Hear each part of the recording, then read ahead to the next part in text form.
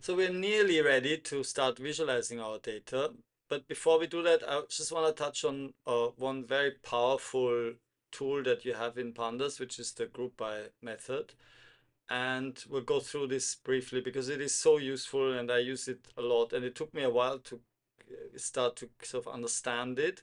So I'm giving you quite a lot of practice with it so you can speed up that process because it is a real power tool that you can use to quickly compare uh, um, groups in a data frame. So here to explain that we are using a very simple data set, not our very complicated cancer expression data set. So here there's two teams, Alice and Bob, Charlie, David, and Eve, and they are play for team A and B, and they have each player has got different scores. So what groupby does, it's actually quite good to think of it in these three steps. It first splits. So for example, we want to question here, what is the mean score per player per team? So first we want to split it into team A and we want to split the data into team A and B. Then we want to apply our statistic method. So what is the mean score for team A? What is the mean score for team B? And then we're going to combine that back into a new data frame and display the data. So that would look like for team A, it's 86, and for team B, it's 90 per 90 scores per player. And the method for that is we say df.groupby, and then we have to tell which what we want to split the data by. So here we want to split the data by team. So we're splitting into team A and team B. Then we want to see which column, what value what do we want to actually analyze? We want to analyze the score value here.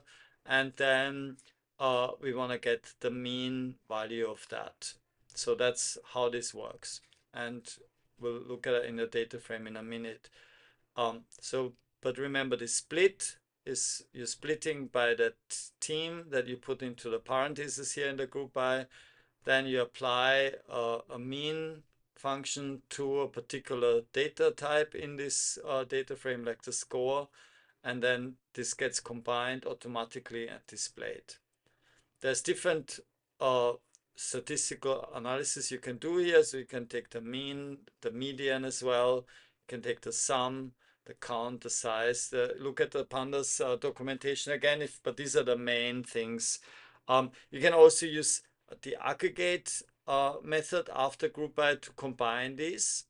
So this will give you different metrics in one go. So this can be very powerful if you want to compare two different teams. And you can also do more complicated things, so different statistics per column and things like that. But I think for this, really, you need to go and do it yourself and play around with it. So I made you a data frame for that. Let's have a quick look at that. But before that, we also need to see what type of data can we use this on. And this brings us to an important subject, which is the tidy data format.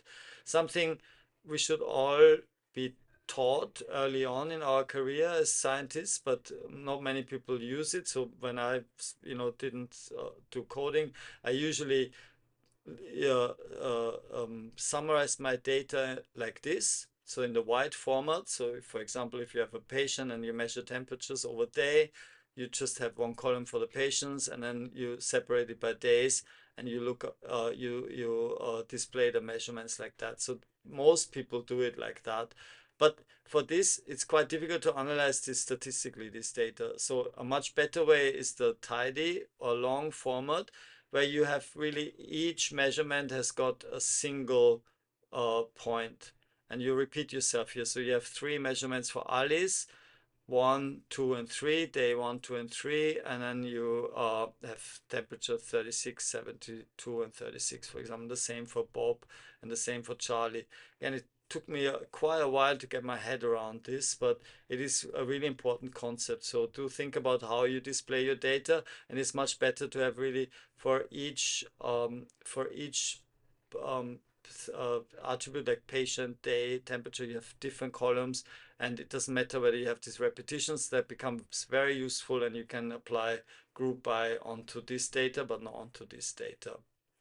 Okay, so let's have a quick look at the data frame. So we start simple, and we start with a very simple with the team data set. So this is just to get you used to playing around with this. And again, we have tried yourself examples here, and then also cell biology. So you can start practicing this, and then we go into the depth map analysis, and that gets obviously more complicated, but go through this in the labs and explore this. groupby is a really useful tool, and it takes a little bit of practice. Also, it'll be discussed in detail with practice in the data camp. So I would encourage you to look at the data camp pandas tutorials as well.